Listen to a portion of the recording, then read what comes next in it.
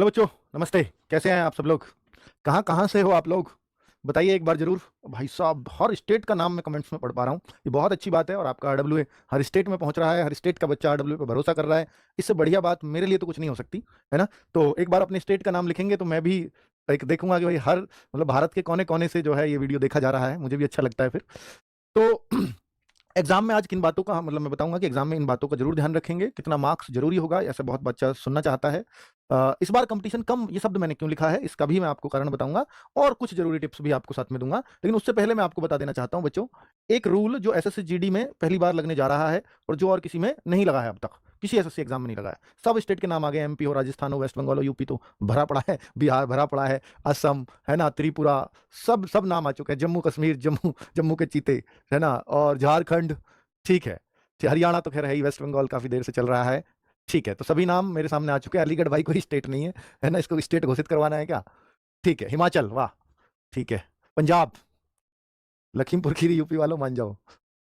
ठीक, तो अगर हम देखते हैं बच्चों कि ये जो हमारा नोटिस है, ये क्या नोटिस था? आपको याद होगा मैंने एक शॉर्ट्स बनाया था, उसमें समझाया था कि एसएससी ने एक नया नियम बना दिया है। लेकिन इससे घबराना मत, ये आज ही आया है। और इसको घबराने वाली बात क्यों नहीं है? जब आपका एग्जाम हो जाएगा उसके बाद ये प्रक्रिया में आता है, जब ऑब्जेक्शन लगाने की बात आती है कि कोई क्वेश्चन एसएससी ने गलत दे दिया तो इसका काम है। और एसएससी ने कोई क्वेश्चन गलत नहीं दिया तो फिर इसको भूल जाओ, है ना? तो एसएससी ने क्वेश्चन गलत दिया है तो उसका सॉल्यूशन कैसे होगा, किसमें सही माना जाएगा? जैसे कोई क्वेश्चन है, अब तक ये लिखा आता था कि भैया इंग्लिश लैंग्वेज में सही है तो वो सही मान लिया जाएगा, है ना? अब जैसे कोई बच्चा पंजाबी में पकड़ रहा है पेपर, कोई बच्चा और अपनी स्टेट की लैंग्वेज में उस पेपर को कर रहा है, बंगाली में कर रहा है। अब अगर वो बंगाली में गलत है, बंगाली में गलत है, चाहे इंग्लिश में सही भी हो, पर उस बच्चे को फुल मार्क्स मिलेगा उसका।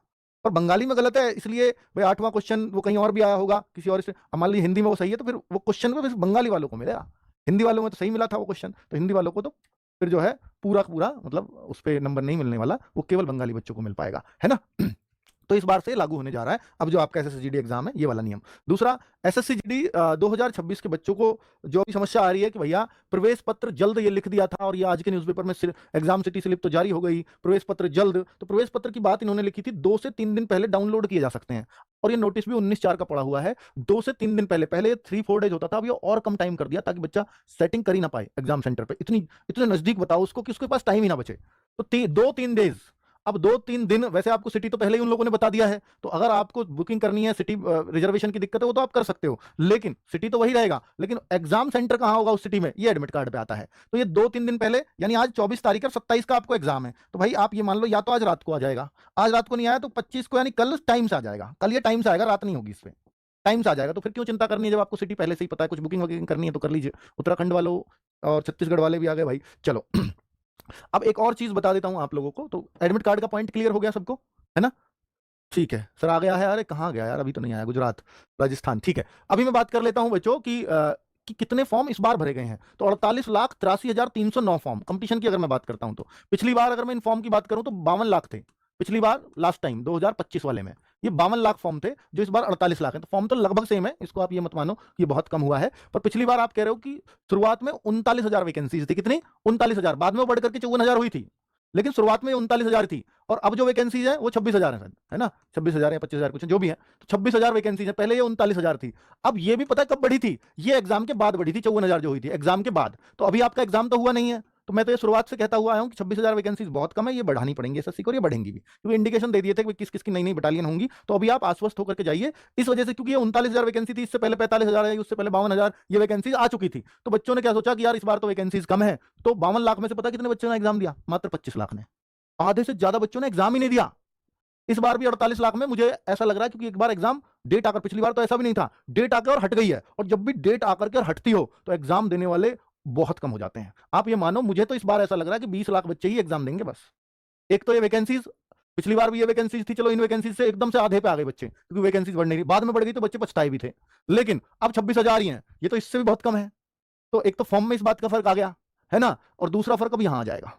तो एक तो कंपटीशन इस बात के लिए भी काफी हद तक कम हो जाएगा। और दूसरी बात, 20 लाख में मैं एक ज्यादा नंबर बता रहा हूं। एक अच्छी बात यह है कि लगभग हिंदी भाषी स्टेट जिनकी कट ऑफ काफी हाई जाती थी, उन हर स्टेट में वैकेंसी चल रही है यूपी अपनी पुलिस की। जैसे यूपी पुलिस अलग, बिहार पुलिस अलग, हरियाणा पुलिस अलग, एमपी पुलिस अलग, राजस्थान पुलिस अलग, इनकी तो हाई कट ऑफ जाती है।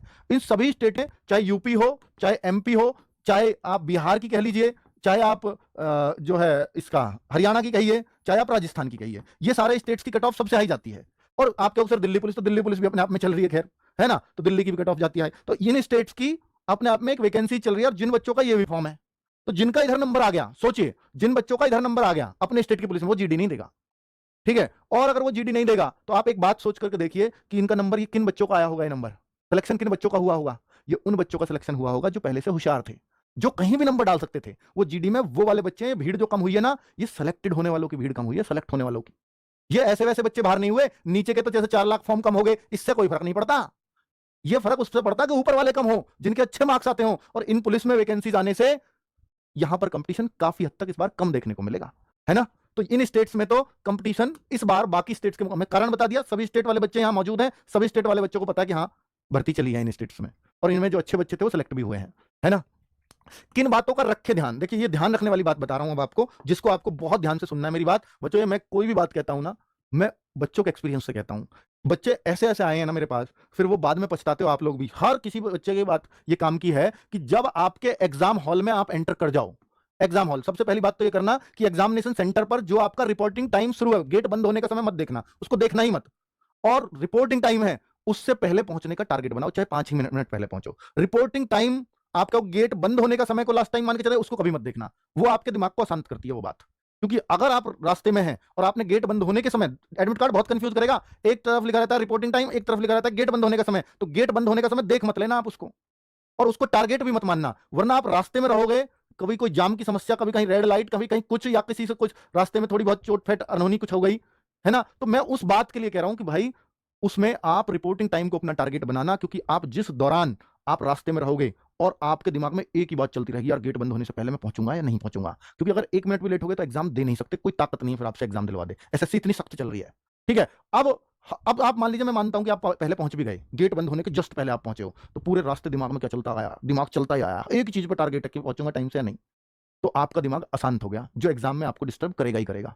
आपका एग्जाम अब अच्छा नहीं जाने वाला, क्योंकि आपने अपना दिमाग एक ही चीज पे फोकस्ड था, जो आपका एग्जाम पे होना चाहिए था वो फोकस हो गया टाइम पर। तो ये कितना आसान काम है जो आप सही कर सकते थे, जिसके लिए इतनी दिन रात मेहनत की, उसके लिए 1 घंटे पहले नहीं पहुंच सकते क्या सेंटर पे, ये तो जरूर करना, ये मेरी आपको पर्सनल सलाह है ना। दूसरा, एग्जाम हॉल के अंदर, ये अंदर की बात बता रहा हूं अब आपको, बाकी तो वो प्रोसेस अपना करेंगे ही। जब आपका एग्जाम शुरू हो गया, एग्जाम मान लीजिए शुरू हुआ, तो वहां के बाद की बात बता रहा हूं। शुरू हुआ, आप सीसीटीवी कैमरे की निगरानी में है, ध्यान रखना इस बात को, आप सीसीटीवी कैमरे की निगरानी में, और वो आवाज रिकॉर्ड नहीं कर रहा, आप बस यूं देख रहे हो उसकी तरफ, और पूछा और क्या हालचाल, कैसी है तैयारी, और भाई क्या हो रहा है तुझे, तू कैसे उल्टी सी ले रहा है, कैसे भाई पानी प्यास लग रही है क्या, ऐसी बातें कर मत लेना कुछ भी। आपका मैं पढ़ाई से रिलेटेड थोड़ी कर रहा हूं, कुछ भी मत करना, क्योंकि सीसीटीवी ये नहीं देखता कि आप पढ़ाई से रिलेटेड कर रहे हो या फालतू की बात कर रहे हो, तो फालतू की भी बात नहीं करनी। एग्जाम सेंटर में आपके सामने आपका सिस्टम है, सिर्फ सिर्फ और सिर्फ अपने एग्जाम को करके और चुप निकल आओ। एसएससी ने इतनी सख्त निगरानी कर रखी है, एआई पकड़ता है आपको, और एआई ने ये देख लिया इसकी मुंडी इधर घूमी और इधर थोड़े से होठ खुले, चाहे आप ऐसे ही करने लगो, वो आपको डिबार कर देगा 5 साल के लिए। एसएससी जीडी खत्म आपकी लाइफ से, एसएससी ही खत्म आपकी लाइफ से। 5 साल बाद कोई वेट करोगे कि मैं किसी और सरकारी नौकरी की तैयारी फिर एसएससी से करूंगा 5 साल बाद, और अब तो 7 साल के लिए करता है, तो जीवन भर ही बैन हो गए फिर अब तो आप, है ना। तो इस बात को दिमाग में रखना कि एग्जाम हॉल के अंदर हमें किसी तरह की कोई बात नहीं करनी है, कोई भी बात नहीं करनी है, कुछ पूछना भी नहीं है, किसी की ताका झाकी यूं कर ले उसके सिस्टम में, और एक बार का वो माफ कर दे, दोबारा दूसरे के में देख लिया, ये भी नहीं करना। एआई इसको भी पकड़ता है ना। बहुत ज्यादा आप गर्दन को यूं यूं यूं ही करने लगे, फिर यूं हुए, फिर यूं हुए, ऐसी चीजें मत करना बच्चों, मत करना, ये एआई पकड़ता है आपको, और वो सीधे डिबार करते हैं। ऐसे बच्चे आ चुके हैं मेरे पास, ठीक है। तो ये सब आपको सिर्फ एग्जाम देने जाना है, और इन बातों से डिस्टर्ब भी नहीं होना। जब आपका सिर्फ एग्जाम पे फोकस है, तो फिर ये बात आपको अभी ऐसा लग सकती है सर ये तो इतना ध्यान रखना पड़ेगा, कुछ ध्यान नहीं रखना, बस बात किसी से नहीं करनी, किसी को देखना भी नहीं है, लड़की बैठी हो बराबर में बिल्कुल मत देखना, नहीं कर देगी काम खराब आपका। नॉर्मलाइजेशन में किसको फायदा है नुकसान, नॉर्मलाइजेशन में ये बहुत बड़ा सवाल है बच्चों का। नॉर्मलाइजेशन में 27 तारीख बच्चों, बच्चों को एक डाउट है कि 27 वालों की तो मौज है। भाई क्या मौज है यार उनकी, पेपर सर, अरे भैया उनको तो पेपर का कोई आइडिया ही नहीं है, उनकी क्या मौज है। जी मौज ये है कि नॉर्मलाइजेशन में मजे आएंगे उनके, मैं भी मानता हूं उनको फायदा होगा, निश्चित तौर पे होगा, और पहले दिन पेपर भी थोड़ा आसान आता है बाकी दिन के मुकाबले, क्योंकि ये माना ही जाता है एसएससी के द्वारा इस शिफ्ट वालों को फायदा होगा, इसलिए एसएससी उस दिन थोड़ा पेपर लूज बनाती है। तो 27 वाले मुस्कुराओ जरा जहां भी बैठे हो, ये हकीकत बता रहा हूं। दूसरा, पेपर भी आसान और नॉर्मलाइजेशन में फायदा। अब क्या, अब 28 वाले परेशान कि सर मैं तो फिर नॉर्मलाइजेशन में नुकसान हो जाएगा मुझे, तो नुकसान किसने बोला आपको, बिल्कुल नहीं बोला, पेपर आसान आएगा तो होगा। लेकिन बच्चों इतना ध्यान रखना कि 27 वाले बच्चों को बिल्कुल परेशान नहीं होना है। आपको अगर पेपर का आइडिया नहीं है तो वो वास्तव में नहीं, आपकी शिफ्ट में जो बच्चे कम करेंगे स्कोर वो कम करेंगे, उसका फायदा आपको आगे मिलेगा, तो आपको तो टेंशन ही नहीं लेनी, किसी भी तरह की नहीं लेनी। लेकिन 28 वालों की बात कर रहा हूं कि 27 को एक मैं आपके लिए शाम को एक स्पेशल मौका दे रहा हूं, 28 वालों सुन लेना स्पेशल मॉक, और ये 27 के बाद वालों को भी सुन लेना है, इसको जरूर कर लेना शाम को 8 बजे। इसका मुझे कोई पैसा नहीं मिल रहा, लेकिन अगर मैं पैसे लूं तो पैसे मिलेंगे बहुत इसके, क्योंकि ये स्पेशल मॉक हर बार हम लोग देते हैं और इससे फायदा होता है बच्चों को। अब मैं वो सारी बातें यहां नहीं कर सकता कि क्यों फायदा होता है, पर इससे फायदा होता है। ठीक है, तो ये 8 बजे स्पेशल मॉक दे लेना आ जाना, शाम 27 तारीख को शाम को 8 बजे। जो नहीं देगा शायद उसको नॉर्मलाइजेशन में, मान लो 28 में होगा तो सबके साथ नॉर्मलाइजेशन में, लेकिन इनको उस बात का फिर फर्क नहीं पड़ेगा कि ये 4-5 नंबर वैसे ही बढ़ जाएंगे, 4-5 क्वेश्चन इनके ज्यादा सही वैसे ही हो जाएंगे, इतना फर्क तो आ जाएगा। ठीक है, तो अब जिसने नहीं दिया तो 4-5 क्वेश्चन वैसे ही पीछे हो गया, ये बात है। ठीक है, तो इसका कोई पैसा नहीं मिल रहा मुझे, ना मेरा को कोई फायदा हो रहा है, पर बच्चों को फायदा हो, किसी को कोई नुकसान ना हो, इस वजह से ये कर रहा हूं। क्योंकि एसएससी ने बैन लगा रखा है, कोई भी क्वेश्चन यूट्यूब पे हल नहीं करवा सकता, कोई भी बच्चा शेयर तक नहीं कर सकता किसी के साथ क्वेश्चन। तो भाई साहब फिर तो पूरी तरह से बैन हो गया ना मामला। तो चलो, अब नेगेटिव मार्किंग से डरे या नहीं, ये बहुत इंपॉर्टेंट क्वेश्चन कह रहा हूं मैं आपसे। नेगेटिव मार्किंग को दिमाग से ही निकाल देना अपने। मैं शुरू से कहता आया हूं, एसएससी जीडी की नेगेटिव मार्किंग समझो है ही नहीं। क्यों नहीं है सर? 1/8 की है, 1/8 की 0.25 कटता, क्या बात कर रहे हो आप? 0.25 इसलिए कटता क्योंकि 2 नंबर का है, और 8 का इसमें भाग दोगे तो 0.25 आता है, और 1/8 और मिलते हैं 2। समझना मेरी बात समझना। अगर 1/4 की नेगेटिव मार्किंग हो तो हमेशा तुक्का से नुकसान होगा, कभी फायदा नहीं होगा। और जब 1/4 से या 1/5 हो या 1/6 हो 1/7 हो, ये तो 1/8 है, तो बहुत दूर है। कुछ भी क्यों ना हो, सब में फायदा होगा नेगेटिव मार्किंग में। क्योंकि मैं आपको एक एग्जांपल देता हूं और बहुत बार दे चुका हूं, शायद सब बच्चों को पता भी होगा कि मैं 10 क्वेश्चन करता हूं तुक्के से। ध्यान देना मेरी बात पर। 10 क्वेश्चन, या मैं 12 ही मान लेता हूं, 12 सीधा हिसाब रखते हैं। 12 क्वेश्चन में मैंने तुक्के लगाए, मान लो मैंने कोई एक ऑप्शन पकड़ लिया, सारे पे ए लगा दिया, सारे पे बी लगा दिया, सारे पे सी या सारे पे डी। मैं मानता हूं कि प्रायिकता इस बात को कहती है, मेरी प्रोबेबिलिटी इस बात को कहती है कि मेरे 100% 3 क्वेश्चन सही निकल आएंगे। निकल आएंगे कि नहीं? बिल्कुल, किसी भी ऑप्शन पर लेना 3 क्वेश्चन आपके सही निकल आएंगे। ये बहुत ही बदकिस्मत हो गए जब आपके 2 क्वेश्चन निकलेंगे, और बहुत ही खुशकिस्मत हो गए अगर आपके 4 क्वेश्चन या 5 क्वेश्चन निकल आए तो। ठीक है, तो ये 3 क्वेश्चन, अब मैं आपको इससे ही बता रहा हूं, 3 क्वेश्चन है और आपके, इसका मतलब 3 सही निकले तो 9 क्वेश्चन गलत भी हुए, 9 क्वेश्चन गलत भी हुए, तो 3 सही के कितने मिलेंगे सर? 6 मार्क्स। और 9 गलत के कितने कटेंगे भैया? 9 गलत के 0.25 कटता है एक क्वेश्चन का, 25 निम्मा 225, 2.25। तो भैया ये जो 6 मिले थे, ये जो 6 मिले थे 2.25 कटा, तो फ्री का 3.75 नंबर, 3.75 नंबर आपको फ्री का मिला, कि 6 मिले 2.25 गए तो गए। ये फायदा होता है इस तुक्के से। यानी जब क्वेश्चन आपको ना आ रहा हो, बिल्कुल स्पेशली उन बच्चों को जो हिंदी भाषी स्टेट को तो ये स्कोप ही नहीं है तुक्के मारने का, वहां तो करना ही पड़ेगा। ठीक है, क्योंकि कट ऑफ इतनी हाई जाने लगी है। लेकिन मैं उन बच्चों के लिए कह रहा हूं जो बंगाल से हैं, जो असम से हैं, जो महाराष्ट्र से हैं, जो त्रिपुरा से हैं, जम्मू कश्मीर से हैं, पंजाब से हैं, हिमाचल से हैं, उनकी कट ऑफ, हिमाचल को छोड़ दो अभी थोड़ा, हिमाचल की भी हाई जाने लगी है, छत्तीसगढ़ से हैं उन बच्चों को, महाराष्ट्र से हैं, साउथ इंडिया से हैं, उन सभी बच्चों के लिए बता रहा हूं कि वो सब बच्चे इस बात को अपनाएं कि आपको 80 में से मान लो 30 क्वेश्चन आते हैं, मान लो 40 क्वेश्चन आते हैं, बाकी 40 क्वेश्चन आपको आ ही नहीं रहे, तो उसको छोड़ के मत आना। उन 40 क्वेश्चन में एक जैसा ऑप्शन भर के आ जाना, या तो सब में ए, या सब में बी, जिसका आपका मन करे। ऐसा मत करना किसी में ए, किसी में बी, किसी में सी, तुक्का मारने कही नहीं, ऐसे कभी सही नहीं होगा, इससे हमेशा नुकसान होगा। या तो सब में ए, या सब में बी, या सब में सी। 40 क्वेश्चन में से 10 सही हो जाएंगे आपके, और 10 अगर सही हो गए तो 20 नंबर मिलेंगे, और गलत कितने होंगे? 30, और 30 अगर गलत हुए तो आपके कटेंगे 7 नंबर, तो 20 मिले, 7 कट के 13 नंबर फ्री के लिए। फ्री के लिए क्या होगा इनको, ये आपको कैलकुलेशन सिखा रहा हूं। हाँ, झारखंड वालों को भी थोड़ी हाई जाने लगी है कट ऑफ आजकल।